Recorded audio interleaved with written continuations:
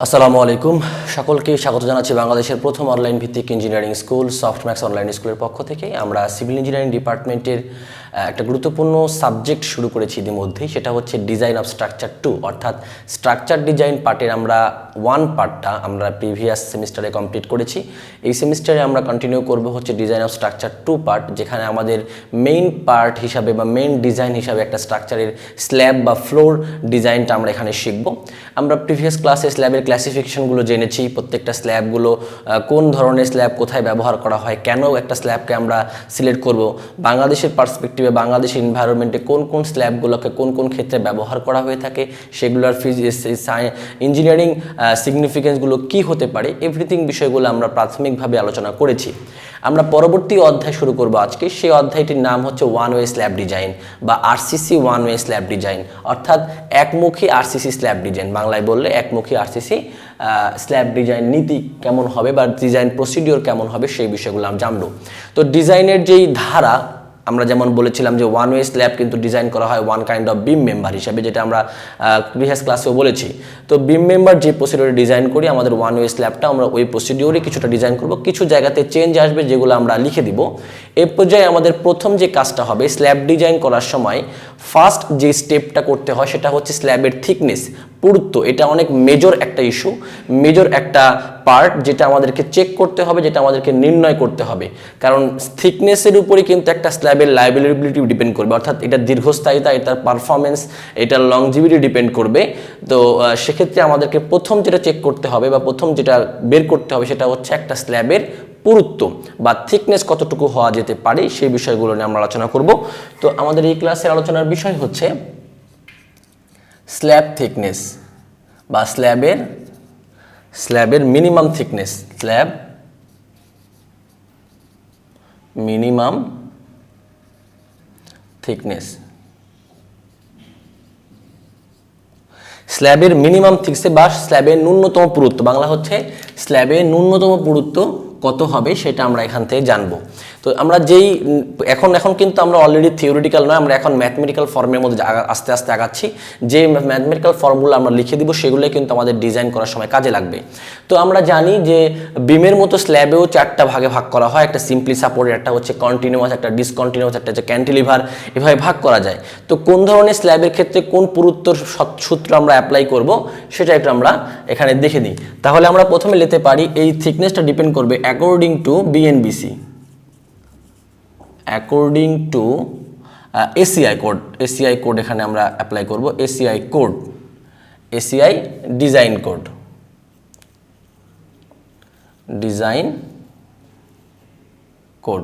ACI design code অনুসারে একটা স্ল্যাবের thickness কেমন হওয়া উচিত। তাহলে স্ল্যাবের যেহেতু 4টা ক্যাটাগরি আছে, আমরা একটা ক্যাটাগরি বলতে পারি হচ্ছে সিম্পলি সাপোর্টেড স্ল্যাব বা সাধারণভাবে স্থাপিত স্ল্যাব। তাহলে বলতে পারি সাধারণভাবে স্থাপিত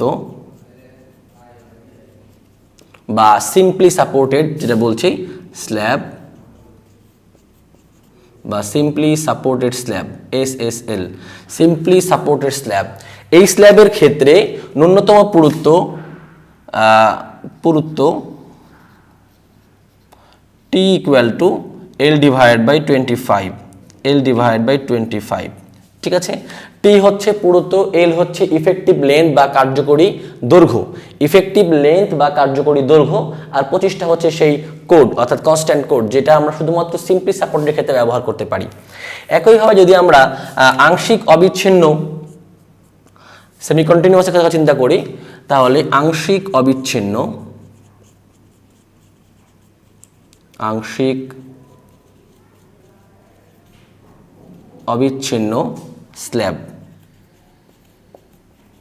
স্ল্যাব বা সেমিকন্টিনিউয়াস স্ল্যাব যেটা বলছি আমরা, ঠিক আছে, সেমিকন্টিনিউয়াস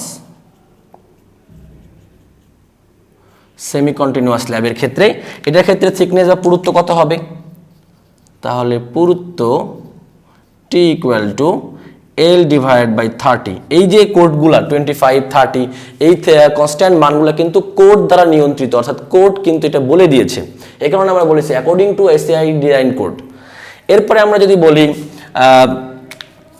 আমাদের যদি পুরোপুরি অবিচ্ছিন্ন হয়, আংশিক অবিচ্ছিন্ন নয়, বা পুরোপুরি বা কন্টিনিউয়াস ক্ষেত্রে যদি বলা হয় তাহলে পুরোপুরি অবিচ্ছিন্ন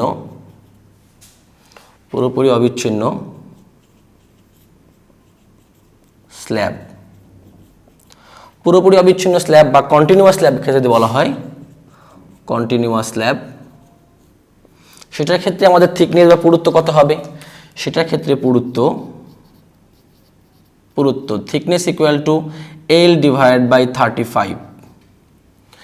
আচ্ছা, তাহলে আমরা 4 ধরনের স্ল্যাবের কথা জানি। একটা হচ্ছে সাদা সিম্পলি সাপোর্টেড, একটা সেমি কন্টিনিউয়াস, একটা কন্টিনিউয়াস, একটা ক্যান্টিলিভার।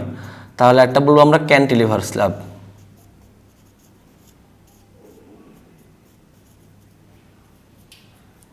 Cantilever slab. তাহলে ক্যান্টিলিভার স্ল্যাব যদি হয়, ক্যান্টিলিভার স্ল্যাবের ক্ষেত্রে পুরুত্ব কত হবে? L/12, পুরুত্ব T = L ডিভাইড বাই 12।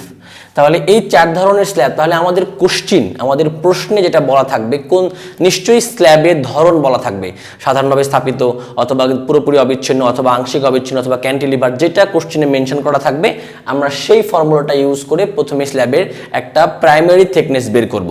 এমন নয় যে এই থিকনেসটাই ফাইনালি, এরপরে কিন্তু আমাকে বিমের স্ল্যাবের ডেপথ বের করতে হবে। ডেপথ বের করে আমার কিছু মেকানিজম আছে, সেটা বের করার পরে কম্পেয়ার করে ফাইনালি একটা থিকনেস আসবে। এমন নয় যে এটা বের করে দিলাম আর এটা অ্যান্সার থিকনেস, বিষয়টা এমন না, এত সহজ বিষয় নয়। থিকনেস এটা দ্বারা আমরা প্রাইমারি স্টেজে থিকনেস বের করব, এই থিকনেস দ্বারা আমরা স্ল্যাবের সেলফ ওয়েট বের করব, এরপরে আমরা স্ল্যাবের মিনিমাম ডেপথ বের করব মোমেন্টের সাপেক্ষে। এবার সেই ডেপথের সাথে এই থিকনেস কম্পেয়ার করে ন্যূনতম থিকনেসটাকে আমরা ফাইনালি সিলেকশন করব। যে নিয়মটা আমি আসলে দেখাই দিব, এমনটা মনে রাখতে হবে না, আমি এটার প্রসিডিওরটা দেখিয়ে দিব।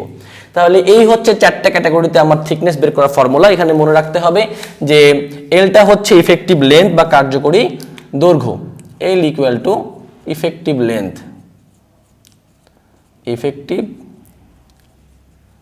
এটা হবে সেন্টিমিটারে। কেন?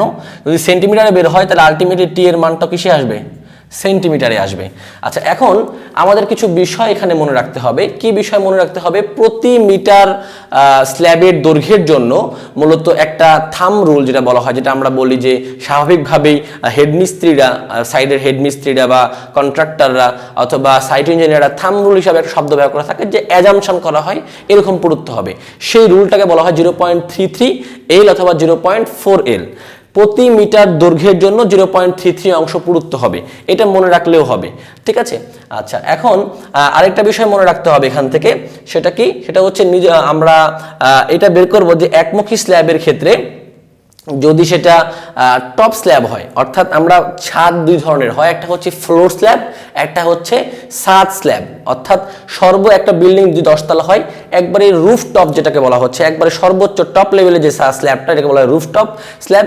এইটা হচ্ছে আমাদের একটা স্ল্যাব, আবার প্রত্যেকটা তলাতে কিন্তু একটা করে slab, second floor, third floor, fourth floor. তাহলে ফোর্থ ফ্লোরের যে স্ল্যাবটা হচ্ছে সেটা কিন্তু পঞ্চম তলার জন্য ফ্লোর হিসাবে ব্যবহার হচ্ছে, আবার চতুর্থ তলার জন্য সেটা স্ল্যাব হিসাবে ব্যবহার হচ্ছে। এই মধ্যবর্তী স্ল্যাবগুলোকে বলা হয় ফ্লোর স্ল্যাব, আর সবার উপরে যেটা থাকে বলা হয় টপটাকে বলা হয় টপ স্ল্যাব।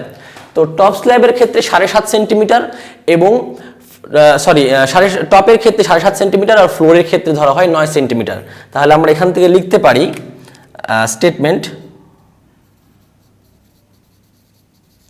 স্টেটমেন্টটা কি? যে টপ স্ল্যাবের ক্ষেত্রে বলতে পারি এসিআই কোড অনুযায়ী, টপ স্ল্যাবের ক্ষেত্রে এসিআই কোড অনুযায়ী টপ স্ল্যাবের মিনিমাম থিকনেস হবে 7.5 সেন্টিমিটার এবং ফ্লোর স্ল্যাব এর থিকনেস হবে মিনিমাম 9 সেন্টিমিটার। অর্থাৎ 9 সেন্টিমিটারের নিচে কোনো স্ল্যাব কাস্টিং করা যাবে না যদি সেটা ফ্লোর স্ল্যাব হয়, এবং 7.5 সেন্টিমিটারের নিচে কোনো স্ল্যাব কাস্টিং করা যাবে না যদি সেটা টপ স্ল্যাব হয়। তবে এটা হচ্ছে একটা এসিআই কোডিং। তবে আমাদের বাংলাদেশে কথা যদি বলা হয় তাহলে বাংলাদেশের এখন বর্তমানে যেটা চলছে সেটা হচ্ছে মিনিমাম একটা মেজারমেন্ট দিয়ে দেওয়া হয়েছে যে 10 সেন্টিমিটারের নিচে কোনো স্ল্যাব কাস্টিং না করা ভালো। তবে 9 সেন্টিমিটার করলে যে সেটা ভুল হবে এমন নয়, কেননা এসিআই যেহেতু কোড বলে দিয়েছে 9 সেন্টিমিটার রাখা যাবে, তো আমরা করতে পারি। তবে বাংলাদেশের এনভায়রনমেন্টকে অ্যানালাইসিস করে একটা প্রকৌশলীর একটা কোডিং দিয়েছে এবং সেটা এসিআই সেটাকে রিকমেন্ড করেছে যে 10 সেন্টিমিটারের নিচে, সেটা ফ্লোর হোক আর টপ হোক, যেমনই স্ল্যাব হোক না কেন, আমরা 10 সেন্টিমিটারের গভীর পুরুত্বের নিচে কোনো স্ল্যাব কাস্টিং করব না, নির্মাণ করব না। এটা বাংলাদেশের ইঞ্জিনিয়ারদের মনে রাখা ভালো হবে এবং এটাই আমাদের বাংলাদেশে বর্তমানে প্রচলিত আছে। তবে অনেক ক্ষেত্রে কিছু স্পেশাল কেস রয়েছে যেখানে আমাদের 9 সেন্টিমিটার দেওয়া হচ্ছে, 7.5 সেন্টিমিটার দেওয়া হচ্ছে, সে কোড মেনটেন করে ডিজাইন যেহেতু বলে দিয়েছে করা যাবে, তো করা যাবে, নো প্রবলেম। তবে 10 সেন্টিমিটার মিনিমাম রাখাটাই সবচেয়ে ভালো। একজন প্রকৌশলী হিসাবে আমাদের এই বিষয়টা মাথায় রাখতে হবে যে আমরা স্ল্যাব মিনিমাম 10 সেন্টিমিটারে পুরোতেই কাস্টিং করব, ঠিক আছে। তাহলে ওভারঅল আমরা বলতে পারি যে এসিআই কোড অনুযায়ী মিনিমাম বর্তমানে যেটা হয় 10 সেন্টিমিটার। তাহলে আমরা বলতে পারি এসিআই কোড অনুসারে বর্তমানে 10 সেন্টিমিটার পুরুত্বের কম স্ল্যাব কাস্টিং বলা হবে এটাকে আর কি, স্ল্যাব কাস্টিং, পুরুত্বের কম স্ল্যাব কাস্টিং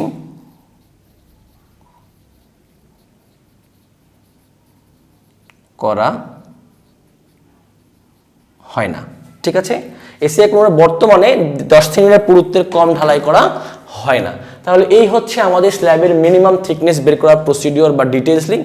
এই উপর ভিত্তি করে আমরা পরবর্তী ডিজাইনের যে ফরম্যাটগুলো হয় সেগুলো দেখবে এবং কম্পেয়ার করে একটা ফাইনাল পুরুত্ব কীভাবে বের করতে হয় সেটা আলোচনা করবো ইনশাল্লাহ। ধন্যবাদ সকলকে।